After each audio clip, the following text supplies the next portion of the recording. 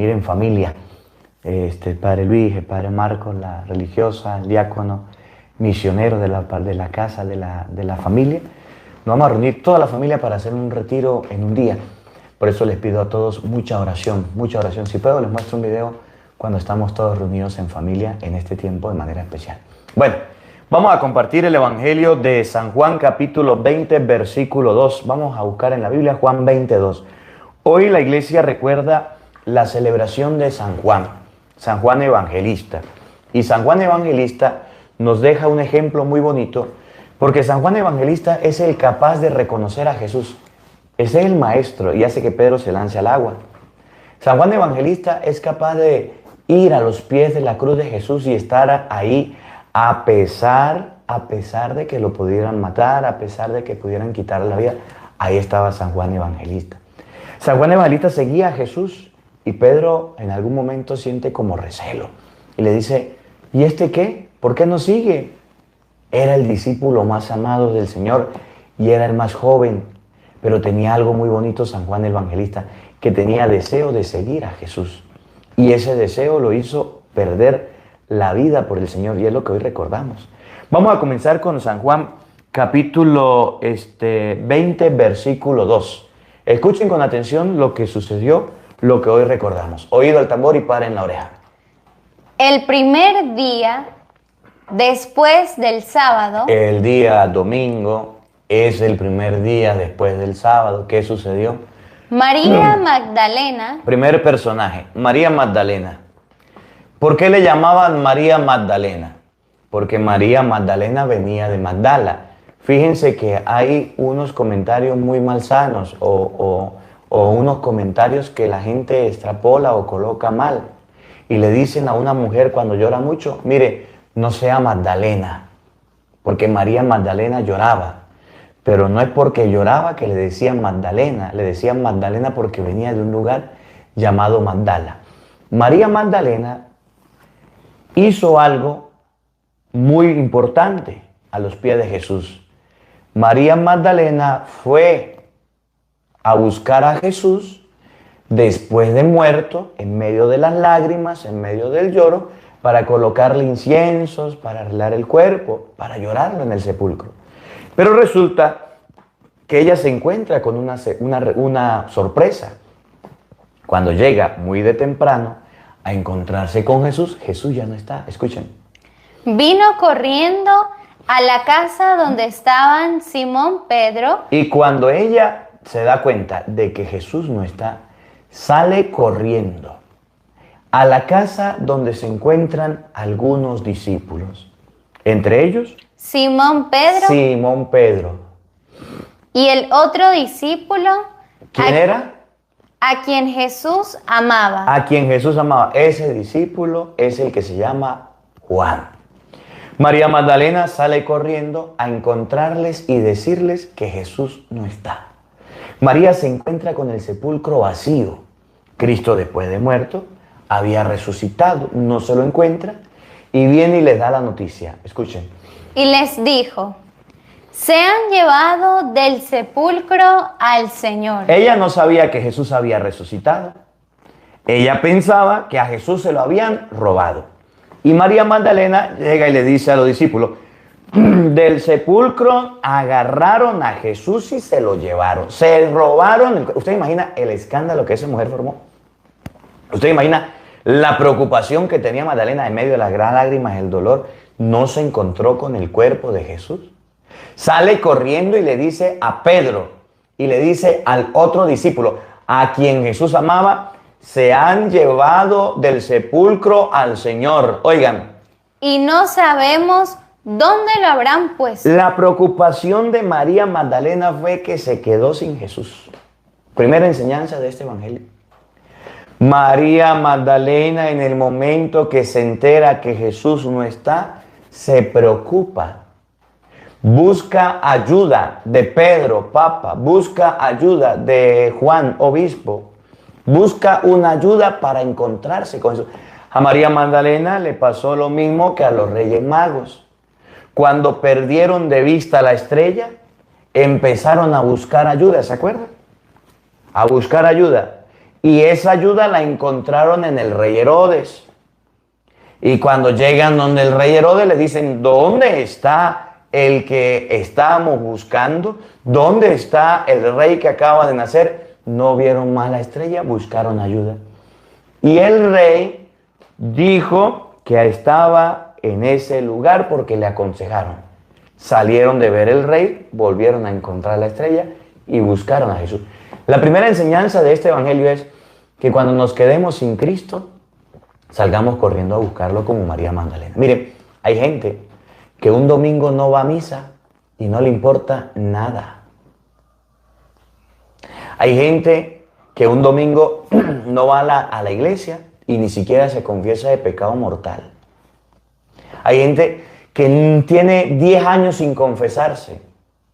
Hay gente que hace mucho tiempo perdió a Jesús y ni siquiera se ha casado por la iglesia y no busca ni siquiera cuándo casarse. Hay gente que ni siquiera hace una oración en el día. Se le pierde Jesús y no le importa. Mucho menos lee la Biblia. ¿Conocen alguno? ¿Sí? ¿Ha conocido alguna persona que cuando Jesús se le pierde, se le extravía, ni siquiera lo busca? Ni siquiera sale donde está. Hay mucha gente que cuando Jesús se pierde de la casa, no le importa. Las cosas de Dios no le importan. Las cosas del Señor no les agradan. María Magdalena, cuando llegó al sepulcro y no se encontró a Jesús, salió corriendo a buscarlo, salió corriendo a llevar la noticia, salió corriendo a hacer bulla, salió corriendo a decirle a Pedro y a San Juan que se lo habían llevado y estaba preocupada. Si nosotros tuviéramos la mínima preocupación de encontrarnos con Cristo, como la tuvo María Magdalena, la vida, la asistencia sería distinta. Ustedes y yo no podemos ser ajenos a las cosas de Dios. Es triste que en una familia solamente la mamá vaya a la misa, vaya y se confiese y vaya a comulgue, y los hijos todos perdidos, todos chuecos, ni siquiera vayan. Es triste que en una familia el papá sea el único que lea la Biblia y el resto de los hijos no hagan lectura de la palabra de Dios. Es triste que la abuela sea la única que reza el rosario en la familia y más nadie.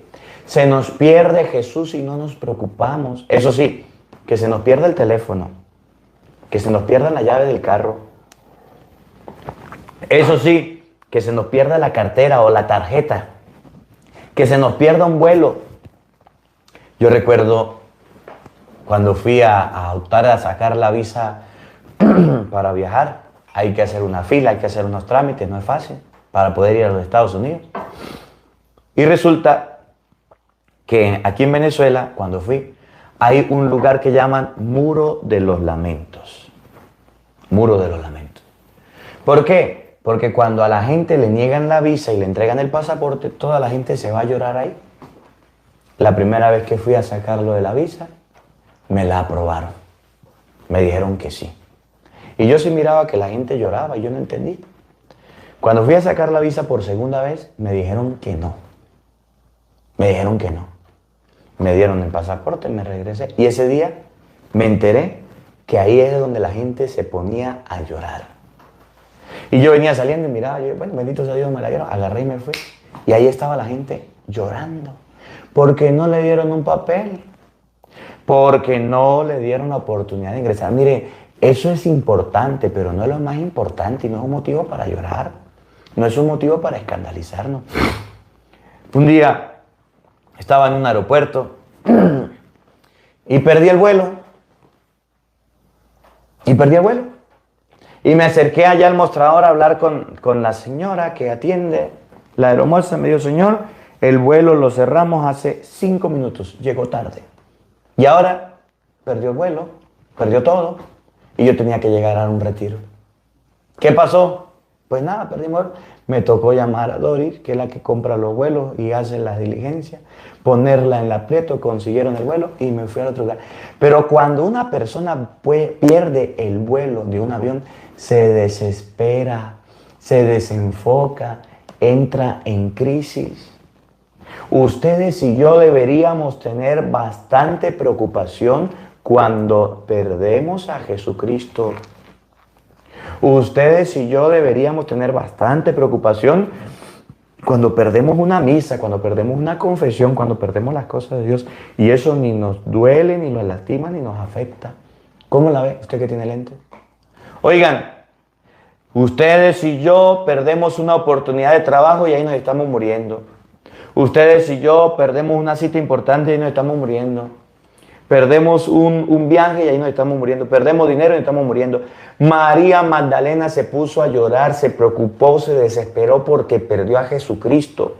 ¿Cuántas personas en Navidad ni siquiera celebran el cumpleaños de Jesús, ni siquiera hacen un rosario, una oración ante el pesebre? ¿Cuántas personas en Semana Santa ni siquiera van a los oficios religiosos y no les importa nada?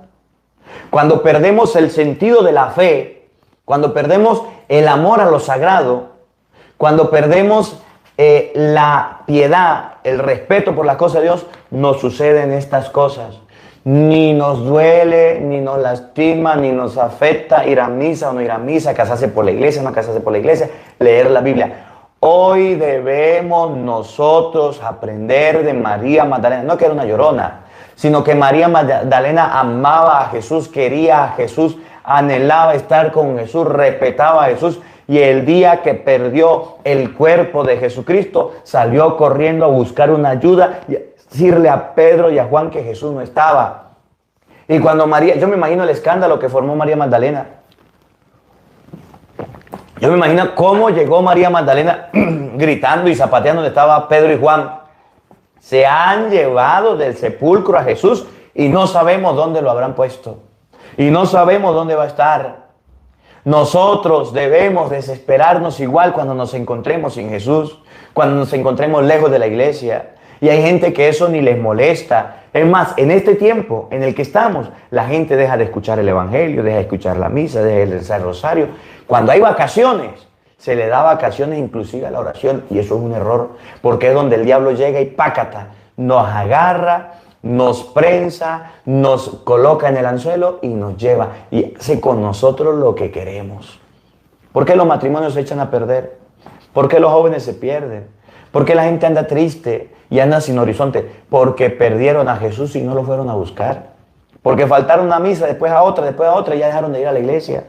Porque se sintieron ofendidos y se alejaron de las cosas de Dios.